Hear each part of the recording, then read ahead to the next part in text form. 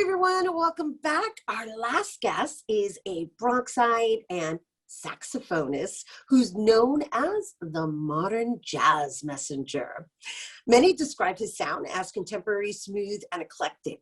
He's performed in venues throughout New York City and abroad and has collaborated with tons of renowned jazz musicians. He's also an educator and part of Project Poetry Live run by Litchfield Performing Arts. Joining us to tell us more, please welcome Albert Rivera. Hi. Hey, what's going on? How's everything going?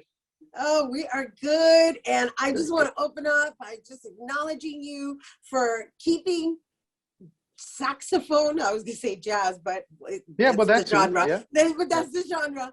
Keeping it urban. Yes. Oh my gosh. Yeah. And the reason I say that, I'm speaking to the viewers, is because I don't think this is an instrument that we are raised to or enroll our generation to get into, the next generation to get into, excuse me. And I love that you are versed in all genres of music with the saxophone, and yet you always rock your cap.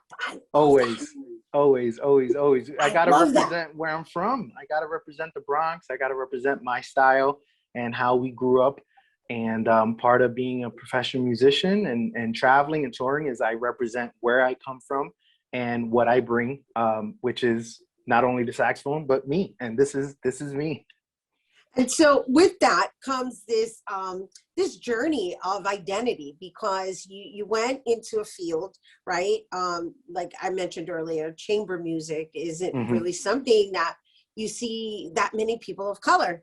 And so while you are in that realm, you're still creating your own genre. I want to say you got like your own style, even in the way you play. Because I'm not a saxophonist, I'm not a music expert, but just everything I experienced with you is really it was unique. It was very unique.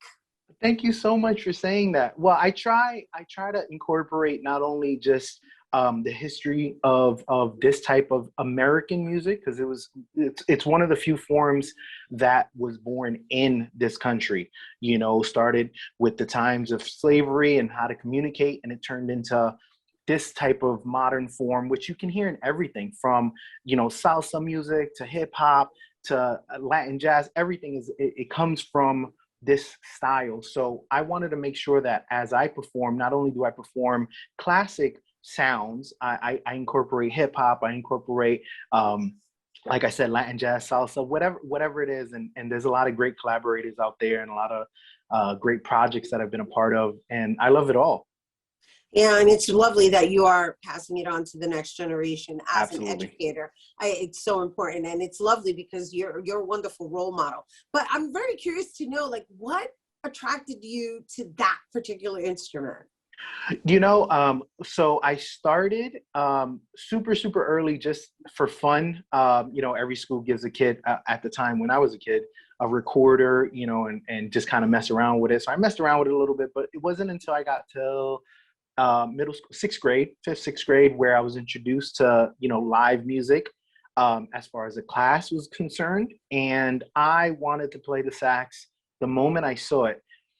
Unfortunately, or fortunately, depends, I'm not one to kind of create any issues. So everyone wanted the saxophone. So I actually started on clarinet.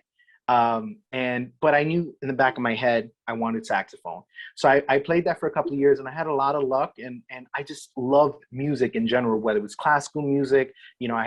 Early on, I thought maybe I'll be a classical, musician, touring classical musician. A couple of years into it, I decided I had the opportunity to start full-time on saxophone, and I just fell in love. I fell in love with the sound of it, how to express, and also just the modern references to it, whether it was in The Simpsons, with Lisa Simpson or whatever the case was, So to me, that was that's like a wonderful example. my daughter is gonna love this segment.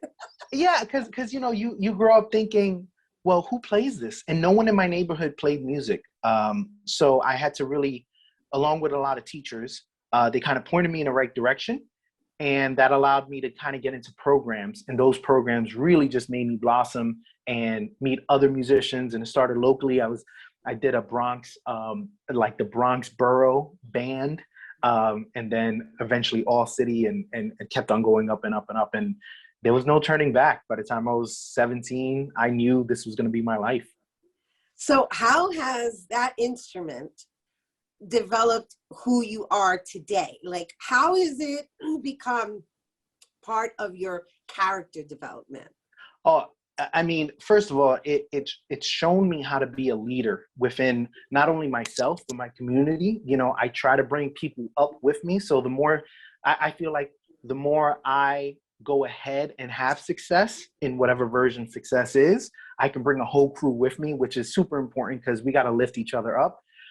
It's shown me how to be in front of public. You know, when I was a kid, I never thought of that. Now I can't imagine life without a stage, without being in front of a mic, in front of a camera, on the radio. So I just love the trajectory it sent me. And I met so many people throughout the years, and I continue to meet so many people throughout the years, whether it's this country, other countries, the islands. I love it. I love it all.